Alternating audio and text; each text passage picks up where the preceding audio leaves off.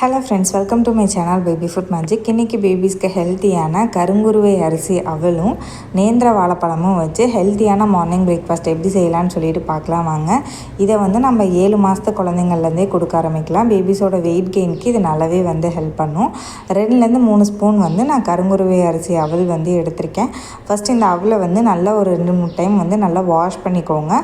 Wash பண்ணிவிட்டு ஒரு 20லேருந்து 30 நிமிஷத்துக்கு இந்த அவல் நல்லா ஊற வச்சு எடுத்துக்கோங்க. அப்போ தான் குக் பண்ணுறதுக்கு ஈஸியாக இருக்கும். அவல் நல்லா சாஃப்டாக ஊறி இருக்கணும். இதோட பார்த்திங்கன்னா நான் ஒரு நேந்திர வாழைப்பழம் எடுத்திருக்கேன். சின்ன சைஸாக இருக்கனால 1 எடுத்திருக்கேன். பெருசாக இருந்துச்சு அப்படின்னா ஆஃப் எடுத்துக்கோங்க. அவல் இந்த அளவுக்கு நல்லா ஊறி இருக்கணும். இதோட பார்த்திங்கன்னா நான் எடுத்து வச்சுருந்த நேந்திர வாழைப்பழத்தையும் நான் துருவிட்டு எடுத்து வச்சுருக்கேன். ஏன்னா அப்போ தான் குக் ஆகிறதுக்கு ஈஸியாக இருக்குங்கிறனால.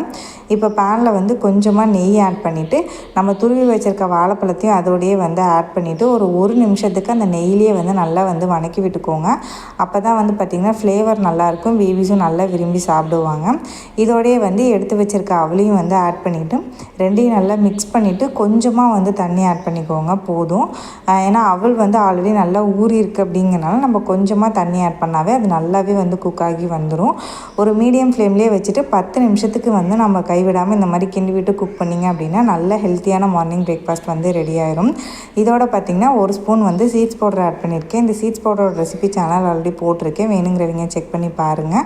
பிரெயின் டெவலப்மெண்ட்டுக்கெலாம் ரொம்பவே ஹெல்ப் பண்ணும். 10 நிமிஷம் நம்ம குக் பண்ணி எடுத்தோம் அப்படின்னாலே இந்த அளவுக்கு நல்லா குக் ஆகி வந்துடும். ரொம்ப ஹெல்த்தியான மார்னிங் பிரேக்ஃபாஸ்ட்டாக இருக்கும். நான் மேஷ் பண்ணல, கிரைண்ட் பண்ணல, அப்படியே தான் பேபிக்கு ஃபீட் பண்ண போகிறேன். உங்கள் பேபிஸ் இப்படி சாப்பிட மாட்டாங்க அப்படின்னா நீங்கள் கிரைண்ட் பண்ணுறதா இருந்தால் கூட நீங்கள் கிரைண்ட் பண்ணிவிட்டு கொடுக்கலாம். ரொம்பவே ஹெல்த்தியாக இருக்கும். மறக்காமல் உங்கள் பேபிஸ்க்கு ட்ரை பண்ணி பார்த்துட்டு அவங்களுக்கு பிடிச்சிருந்துச்சா இல்லைன்னு சொல்லிட்டு உங்களோட ஃபீட்பேக்கை கமெண்ட் செக்ஷனில் கொடுங்க. வீடியோ பிடிச்சிருக்குன்னா லைக் பண்ணி சப்ஸ்கிரைப் பண்ணிக்கோங்க.